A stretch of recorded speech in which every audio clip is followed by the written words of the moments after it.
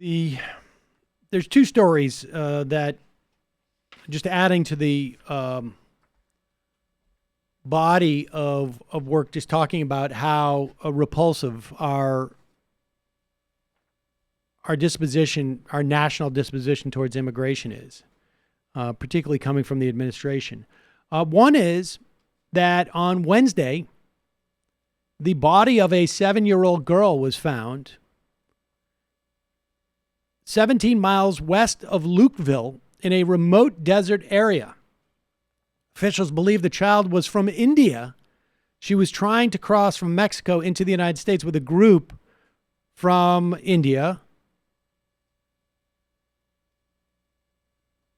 Tucson sector border control agents spoke with two women from India who said they had been separated from three other people trying to come across the United States with them, a woman and two children.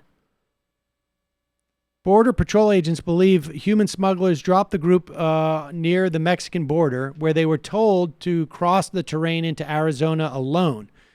Agents searched for the missing people north of the border in remote terrain about 7 miles west of Quito Springs. They eventually found the little girl's body after a few hours. The area had a high temperature around 108 degrees, officials said. Searchers found footprints that suggest the woman and child returned to Mexico. They're continuing the search with Mexican authorities.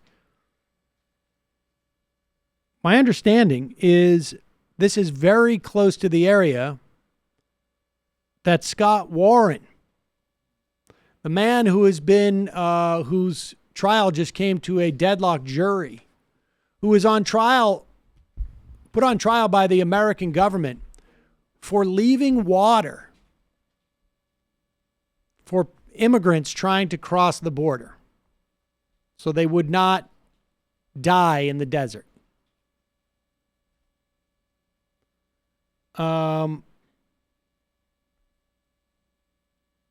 It's grotesque.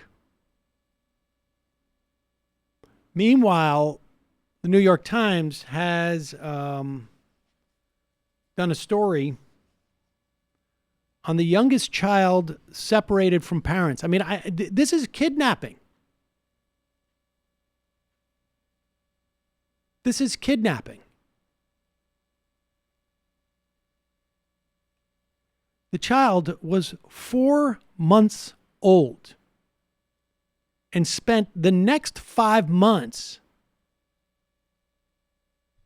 of his life separated from his parents. He's now almost 2, still not able to walk on his own or to speak. Kids develop at all different rates, but the idea that this kid was not traumatized, one day taken from his parents by U.S. authorities. Here is Caitlin Dickerson and Brian Stetler, talking about this story. It took me months to find Konstantin Mutu. So I mentioned a federal court case earlier that had to do with family separations and that prompted ultimately the reunification of separated families. And while I was looking through those court records last summer, I found mention of a 4-month-old baby. I'd been really interested in separated babies in general and immediately thought this is probably the youngest child and quickly learned that he was. But because all of the individual records in that court case were sealed, and because, as we talked about, the government data was really limited, it took a long time to find him, basically just calling everybody in the country to see if anybody had heard of a 4-month-old baby who'd been separated, and ultimately we did. He spent 5 months separated from his parents. He's almost 2 now, and he's still not able to walk or to walk on his own or to speak. 4 months old when he was separated. And you think about the parents and why they decided to come, and you think about the government that broke them up. Caitlin, thank you. You can tell Statler probably has young children.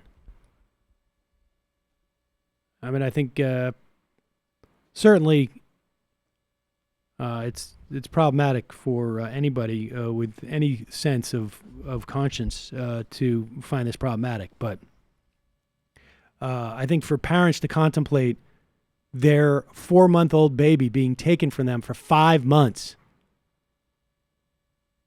and the trauma that would represent for that child is I'm not an expert on developmental sort of issues, but I'm pretty sure those are pretty important months not to be traumatized for. I mean, without a doubt.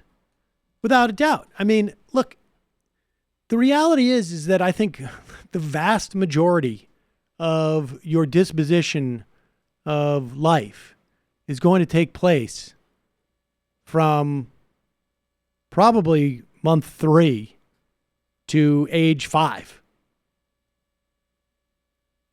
And the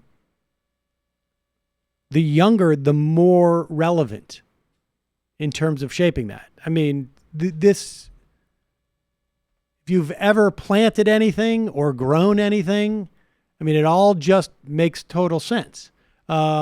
Physiologically, there are things that you can do at that age in terms of repairing things that you simply can't do. The amount that your eyes can get fixed and repair and generate new cells, even until age 6 or 7, is just, there's nothing, you can't replicate that. It's torturous. It's brutal. And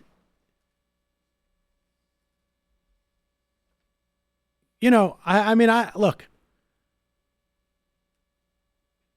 when you go from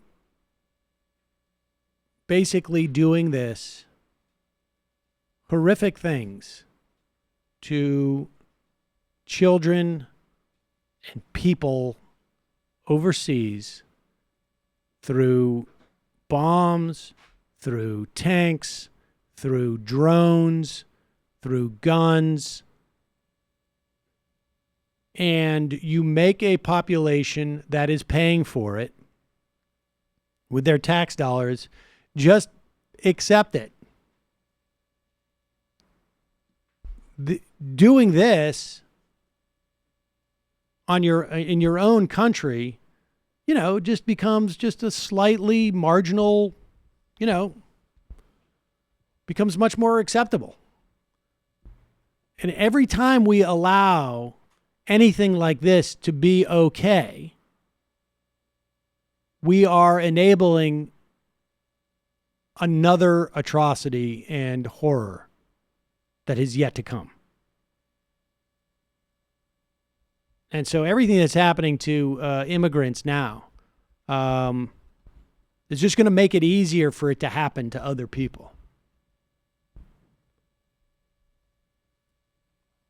It's really just horrible.